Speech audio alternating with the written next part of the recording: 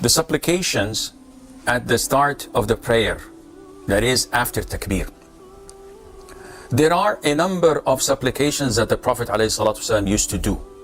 Among them, that the vast majority of Muslims memorize by heart because it's short and concise. سبحانك اللهم وبحمدك وتبارك اسمك وتعالى جدك ولا إله غيرك.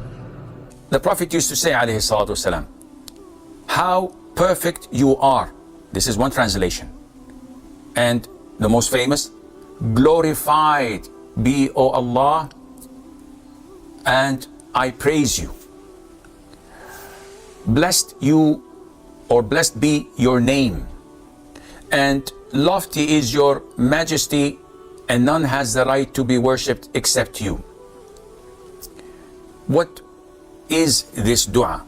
This dua was narrated by Umar, may Allah be pleased with him, Abu Sa'id Al-Khudri, may Aisha. They all said that the Prophet used to say this dua. Though it's not in the Sahih, the first one is higher in authenticity, yet the scholars say that this one is greater due to that it is pure praising of Allah, glorifying Allah, the Almighty. So you say, glorified be you and praised, and blessed is your name, and high and elevated is your wealth and majesty, and there is no God worthy of being worshipped except you. So you're not asking for anything. You're just simply praising Allah the Almighty, which indicates that you are totally devoting your prayer to Allah Azza wa Jal, nothing for your sake. And again, we repeat, the dua is divided into two types. One, which everybody knows the meaning of, asking Allah, oh Allah give me, oh Allah provide for me, oh Allah forgive me, oh Allah admit me to Jannah. The second type of dua is the dua of glorifying Allah and praising Him, such as La ilaha illa ant. Where is the dua, Shaykh? This is dua. The dua of Yunus when he was in the belly of the whale. La ilaha illa anta subhanaka inni kuntu min al-zalimin. There's nothing you're asking for. You're just praising Allah the Almighty. Is this one. اللهم باعد بيني وبين خطاياي كما باعدت بين المشرق والمغرب. اللهم نقني من خطاياي كما ينقى الثوب الأبيض من الدنس. اللهم اغسلني من خطاياي بالثلج والماء والبرد.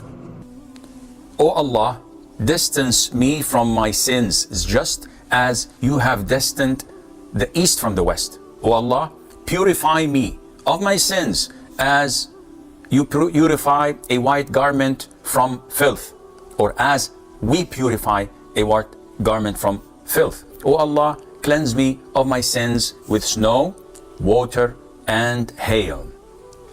This beautiful hadith was reported in Muslim and Bukhari. And this is the wordings of Muslim. In Al-Bukhari, purify me of my sins with water, snow, and hail, with this order. Now, what does this hadith tells us? It portrays to us the relationship between a slave and his master. It portrays to us how a prayer should be, showing your submissiveness, showing your need, showing your poverty to Allah Azza wa Jal. In Arabic we say there is no one praying to Allah Azza wa Jal except wanting Allah Azza wa Jal to forgive him. So what are you doing? The Prophet ﷺ is clearly displaying his poverty to Allah Azza wa Jal, begging him for forgiveness. So he begins with asking Allah Azza wa Jal to make him as far away from his sins as the east from the west. They will never meet up.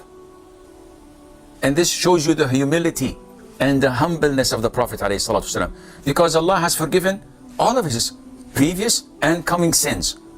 Yet he says this in his prayer. He says, purify me from my sins as the white garment is cleansed and washed and purified when there's stain on it. And then he says, wash me from my sins. And he gave the metaphor that the sins that would lead to Allah's punishment in hellfire, such fire needs to be extinguished. These sins are hot and burning. So wash me from my sins with water, then a bit colder, snow, then way colder, hail, so that a person would be purified. Now, let us be frank. When we pray, do we say this dua? Most of you would say yes. But do we feel this dua? And the vast majority would say no. We just parrot it.